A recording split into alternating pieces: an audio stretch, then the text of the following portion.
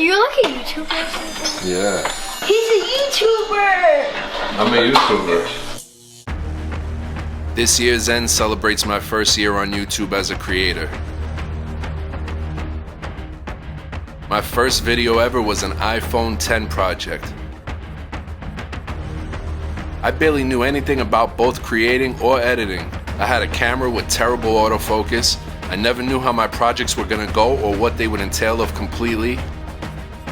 I would turn on the camera and film for hours throughout the day, then spend hours weeding through the nonsense.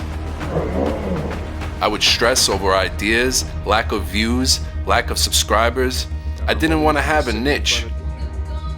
When I thought about what interests me, the only answer I could think of was everything. Hence the name. I wanted the freedom to talk about everything that I wanted to.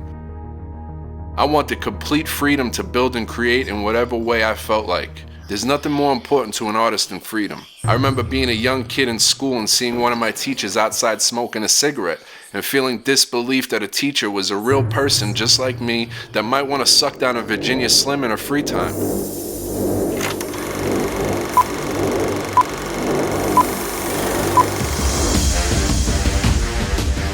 When I first started creating, I knew that I had interests and talents and thoughts that were all different from one another.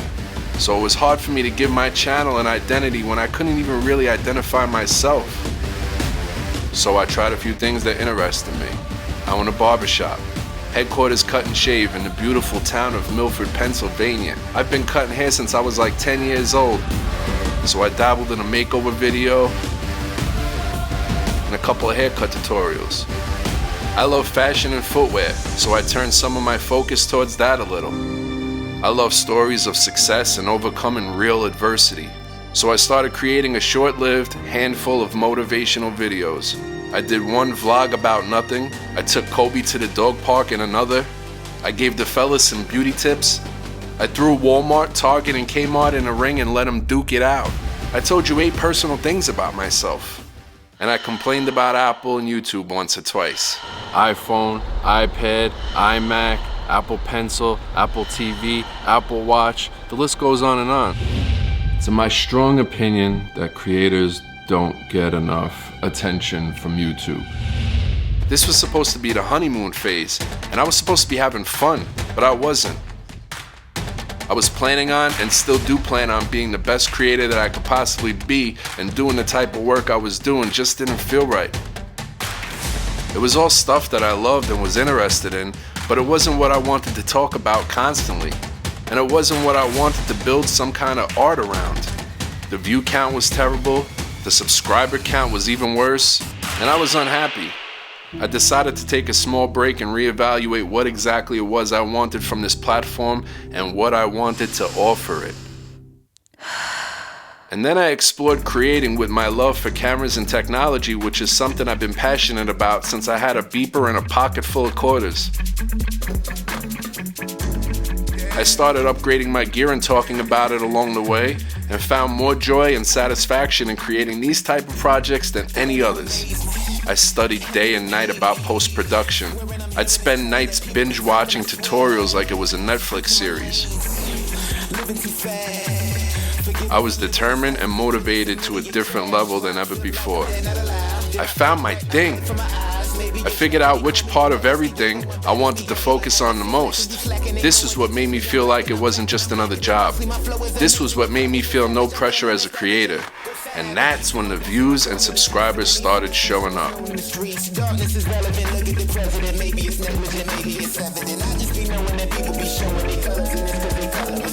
I started creating on this platform at the worst possible time, right when YouTube beefed up its algorithms and monetization policies. Up until 6 months ago, I had about 100 subscribers. 6 months later, I'm at 1,100 plus. Those aren't bragging numbers by any means in comparison to other creators. Lucky for me, I don't live my life comparing.